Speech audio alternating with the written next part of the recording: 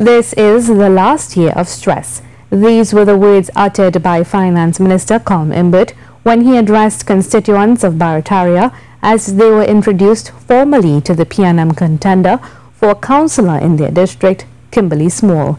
Barataria Bernard tells us more.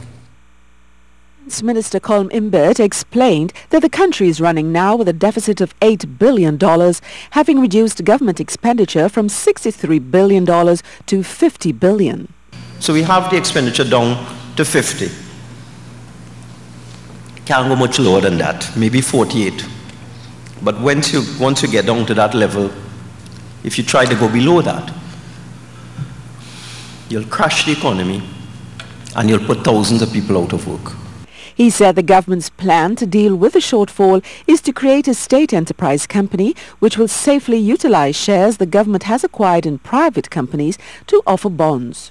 Because we need to use these companies to generate revenue so that we can provide bonds to the general public. And what we're going to do is we're taking about $8 billion in total of companies' assets and so on. And we're putting them into a company called the National Investment Holding Company. He said with $103 billion on deposit in the commercial banking system, $51 billion being held by individuals, the government has found a way to help private investment while lining the Treasury's coffers. She decided to give back to the public. So we are offering bonds in 3 types: 5-year bond, 12-year bond, 20-year bond.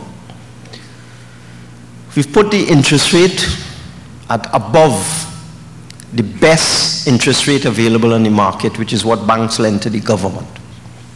So the government rate for a 5-year bond is 3.5%.